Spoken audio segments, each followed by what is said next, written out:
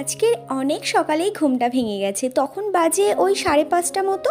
তারপর ঘুম থেকে উঠে চলে গেছিলাম রান্নাঘরে রান্না বসাতে। So hello everyone, welcome to my channel. আশা করছি তোমরা সবাই ভীষণ ভালো আছো, আর আমরাও কিন্তু বেশ বেশ ভালো আছি। এত তাড়াতাড়ি ঘুম থেকে না উঠলেও হতো, কিন্তু কি বলতো, কালকে রাতে না আমি ওই রান্নার জন্য কোনো সবজি টবজি কিছুই কেটে রাখিনি। তো ওই যে ওগুলো কাটতেও তো অনেকটা সময় লাগবে, তো সেই জন্য ভাবলাম একটু তাড়াতাড়ি উঠে পড়ি। এই যে রান্নাঘরে চলে এসেছি ফ্রেশ হয়ে, তো তারপর ভাতটা বসিয়ে দিয়েছি, আর এদিকে আলুগুলো ছাড়িয়ে নিচ্ছিলাম। আজকের হবে ডিমের তরকারি, আর তার সাথে হবে করলা ভাজা। মানে ডিমের তরকারির আলুগুলো না আগে আমরা বড় বড় খেতাম, মানে ওই বাড়িতে খেতাম আর কি। এখানেও দেখছি যে আলুগুলো না মানে একটা আলুকে 4 পিস করে, এরকম ছোট ছোট করে। এইরকমভাবেও খেতে কিন্তু মন্দ লাগে না। অনেক সময় দেখবে যে তরকারির টেস্ট কিন্তু ওই সবজি কাটার উপরেই নির্ভর করে।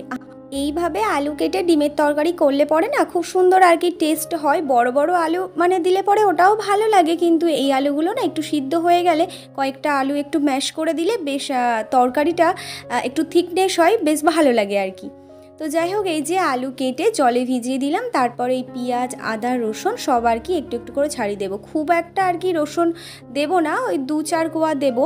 তাও এখানে আমার বেশ অনেকগুলো ছাড়ানো হয়ে গেছে, এতগুলো কোয়া দেবো না, ওই 3-4টে মতো দেবো।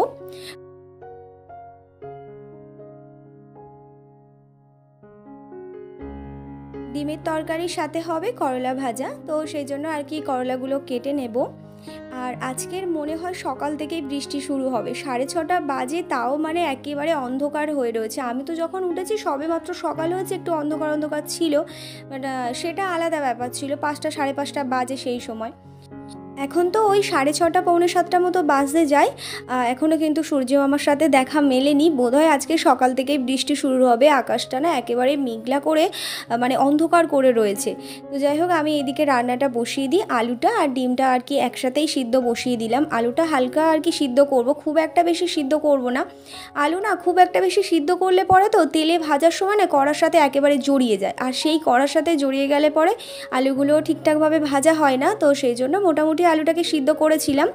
তো সিদ্ধ করে আর এখানে দেখো ডিমটাও আমি বেশ কিছুক্ষণ রেখে সিদ্ধ করে নিয়েছি। আর 3টে ডিম রান্না করব। বাপি তো অফিসে বেরিয়ে গেছে, আর ওর মানে খাবারটা নিয়েও চলে যাবে, আর 2টো ডিম থাকবে, আমি আর মা দুপুরবেলাতে খাবো। আর ডিমগুলোকে এইভাবে একটু করে চিড়ে দিলে পরে না ফাটে না, কিন্তু আমি জানি না আমার সাথে কেন এরকম হয় জানো তো। আমি ডিম রান্না করতে গেলেই একেবারে ফেটে হাতে টাতে একদম ভরে যায়।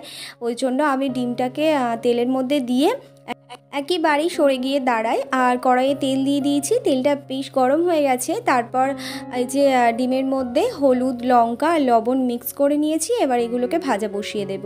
আর একটু যা আর কি মশলা রয়েছে, তো আলুগুলো ওই জন্য থালের উপরে ঢেলে দিলাম। ডিমটা ভাজা বসিয়ে এই যে সবজির খোসাগুলো এখন ফেলতে যাচ্ছিলাম। রান্না আমার প্রায় হয়েই এসেছে। ডিমের তরকারি হয়ে এসেছে, আর করলা ভাজা তো আমি আগেই করে নিয়েছি। করলা ভাজা করে কড়াটা আবার আমার মাজতে হয়েছে, তারপর ডিমের তরকারি করেছি, নইলে পরে আবার একটু তিতো তিতো হতে পারে।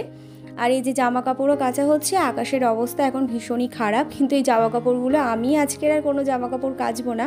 তো মায়ে আর কি সমস্ত জামা কাপড়গুলো কাচতে বসেছে, বিছানার চাদর, বাপির কয়েকটা জামা প্যান্ট। আর এই যে থালাটা দেখছো, এই থালাটা না আমাদের ওই রান্নাঘরে যে বালতিতে জল ভরা থাকে, তো সেই বালতির আর কি ঢাকা। আর বালতিতে না জল ভরে রাখলে পরে কেমন একটা মানে সাদা সাদা টাইপের হয়ে যায়, আর ওই জল তরকারির মধ্যে দিতে একেবারে ইচ্ছে করে না। তো আমি ভাবছি যে কয়েকটা বোতল ভরে এখানে রেখে দেবো, আর সেই জল নিয়েই দেবো। রান্নাবান্না হয়ে গেছে, ওর খাবার গুছিয়ে দিয়েছি, ও অফিস যাওয়ার জন্য বেরিয়ে পড়েছে। আর আমি এখানে ঘরে এসে এই জায়গাটা পরিষ্কার করছি।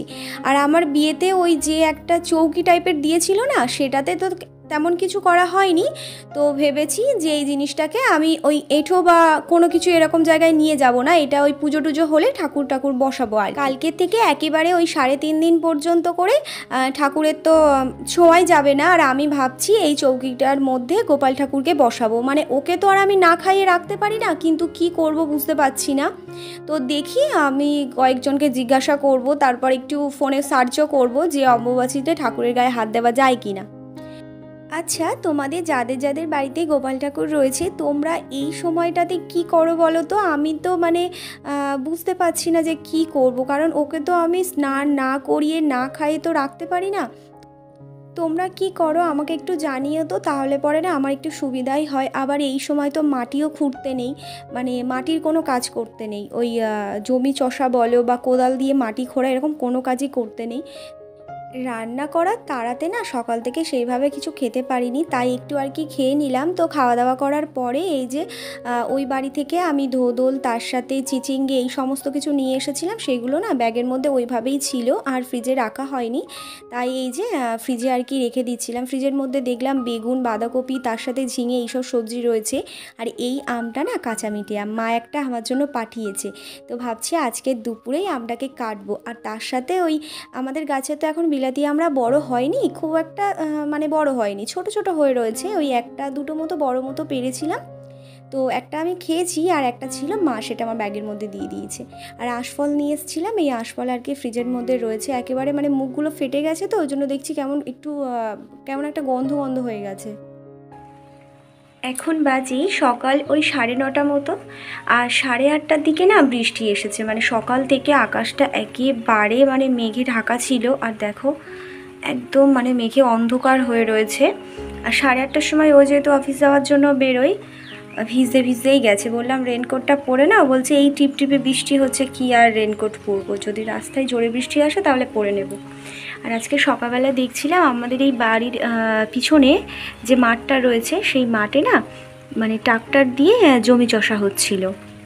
কারণ অম্বুবাচীর কারণে তো 3.5 দিন একেবারে মাটি কোনো কাজ করতে পারবে না। আর এবার তো বর্ষার চাষ শুরু হবে, তো সেই জন্য করে বোধহয় জমিটা চষছিল, ধান টান ফেলবে বলে। ওই যে এইখানে দেখো সাদা হয়ে রয়েছে, এখানে 2-3টে জমি চষা হয়েছে। আজকে সকালবেলা দেখছিলাম এই জমিটা চষছিল একদম সকালবেলায়, তখন 5:30 বাজে আমি উঠেছিলাম, তো সেই সময় দেখছিলাম। আজকে তো রবিবার ওই 2টোর সময় অমাবস্যা লাগবে এরকম আর কি ক্যালেন্ডারে দেখছিলাম। স্নান করে নিয়েছি, আর প্রতিদিন আমার 10:30টার মধ্যে স্নান করা হয়ে যায়, বাট আজকের একটু তাড়াতাড়ি স্নান করে নিয়েছি। আর আজকের থেকে ওই 3.5 দিন মতো সিঁদুর কিংবা আলতা কোনো কিছুই পরা যাবে না। তাই মা বলল একটু মোটা করে আর কি সিঁদুরটা পরে নাও আর আলতাও পরে নাও। সিঁদুরটা পরলে পরে 2-3 দিন হয়তো থাকতে পারে, কিন্তু আলতা এখনই পরলাম, তার ওই একটু পা ভেজালে পরে সব আলতাগুলো গুলিয়ে উঠে যাবে। এমনিতেই তো মানে পুরো স্যাঁতস্যাঁত করছে, জানালাটা খোলা থাকলে পরে ভালোই হতো। তারপর নিচে যাব ঠাকুর ঘরে, অনেকটা সময় লাগবে, তো সেই জন্য জানালাটা দিয়ে দিলাম। বৃষ্টি আসলে পরে, মানে এখন তো বৃষ্টি পড়ছে, এর থেকে বেশি জোরে বৃষ্টি পড়লে তাহলে ওই ভিতরে জল চলে আসবে আর ভিজে যাবে। তো ঠাকুর ঘরে চলে আসলাম, আর ঠাকুর ঘরে এসে এই যে পুরো একদম সদ্য টাটকা ফুলগুলো ফেলে দিতে না কেমন একটা লাগছিল। তার কারণ মা তো কিছুক্ষণ আগেই পুজো দিয়েছে, আর ফুল দিয়ে একেবারে তো সিংহাসন আমাদের প্রতিদিন সাজানো হয়। 2টো বেজে যাওয়ার পরে না আর ঠাকুর ঘরে এইসব কাজগুলো করতে পারবো না, তো সেই জন্য এই স্নান করে এসে সমস্ত ফুলগুলো তুলে নিলাম। তো তারপর ঠাকুরের মানে মুখটুকগুলো আর কি মুছিয়ে দিচ্ছিলাম, একটু আধটু যা ধুলো ছিল তো সেগুলো একটু মুছে দিলাম। একেবারে 3.5 দিন মতো আর তো মানে ঠাকুর ঘর খুলতে পারবো না, সেই জন্য ভাবলাম একেবারে পরিষ্কার করি, ঠাকুরের মুখগুলো ঢাকা দিয়ে দিই। ঠাকুরের মুখগুলো ঢাকা দেবে বলতে আমাদের ওই ঠাকুর ঘরের মানে এই সাইডে যে পর্দা লাগানো রয়েছে না, ওই পর্দাটা দুদিক থেকে টেনে দিলে পরে মানে আর ঠাকুরের মুখ দেখা যাবে না, সেটাই করব। আর এই যে সেই পর্দাটা মানে এমনিতেই দেওয়া হয় পর্দাটা রাতের বেলাতে।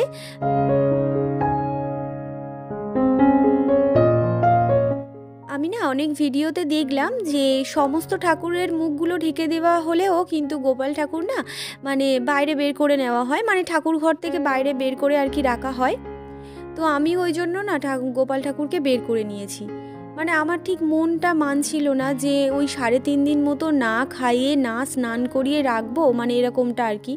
তো সেই জন্য অনেক ভিডিও দেখার পর আমি শেষমেশ আর কি সিদ্ধান্ত নিয়েছি যে আমি গোপাল সোনাকে বাইরেই এই মানে চৌকিটার উপর বসিয়ে রাখবো, আর এখানেই ওর নিত্যদিন যেমন আর কি পুজো করি মানে সেরকমই আর কি করব। তো ওর স্নান করার যেসব জিনিসপত্রগুলো সেগুলো সবই বের করে নিয়েছি, প্রসাদও বের করে নিয়েছি। আর এই কদিন তো আমরা ওই আম কাঁঠাল দুধ খাই, ওরও তাই আর কি খেতে দেবো। আর জানো তো এই গঙ্গা জলটা থেকে না কেমন একটা বাজে স্মেল বেরাচ্ছে, মানে একটু ঝাঁঝ টাইপের। আমি না নাকের কাছে নিয়ে গেছি একটু, আর দেখো হাঁচিও হয়ে গেল। মানে বোতলটা না নতুনই ছিল, আমি শুধু জাস্ট ধুয়ে ওই জল ভরে নিয়ে এসেছি আর সেইভাবেই এনে রেখে দিয়েছিলাম। আর জলটা পুরো একদম সবুজ হয়ে গেছে, ওই জন্য করে না জলটা পুরোটাই ফেলে দেব। ওই জলে গোপালকে আর আমি স্নান করাবো না, ওই তুলসী পাতা দেবো জলের মধ্যে দিয়ে আর কি স্নানটা করাবো। আর দেখি কবে সময় পাই, ওর সাথে তো আমার যেতে হবে, আবার গঙ্গা জল আনবো। আজকে দুপুরে ওকে খেতে দিয়েছিলাম কাজু কিশমিশ আর তার সাথে চিড়ি আর কাঠমিছরি। এই ছিল আজকের ওর দুপুরের মেনু। তো যাই হোক, সন্ধেবেলাতে দেখি মিষ্টি নয় ফল টল কিছু একটা দেব। তো এখন ঠাকুর ঘরে সমস্ত কাজ হয়ে গেছে। ঠাকুরের যেসব বাসনপত্রগুলো ছিল সেগুলো সব ধুয়ে ভিতরে রেখে দিয়েছি, কারণ ওগুলো তো আর পুজো হবে না এখন। পুজো দেওয়ার পর এই যে রান্নাঘরে চলে এসেছি, এসে এই খাবার গরম করতে হবে। খাবার গরম বলতে ওই ভাতটাই গরম করব। সেই 6:30 7টার মধ্যে আমার রান্না হয়ে গেছে। আর এখন তো এই দুপুরবেলায় 12টার সময় ভাত খাবো আমরা, আর একেবারে ভাতটা ঠান্ডা হয়ে গেছে, তাই ভাবলাম যে ভাতটা আর কি গরম করে নিই, মানে যেটুকু আছে সবটুকুই আর কি গরম করে নেব। তো গরম করে নেবার পর খাওয়া দাওয়াটা করে নেব। আজ তাহলে আসি, দেখা হচ্ছে কালকে নতুন একটি ভিডিওতে। Tata, good night.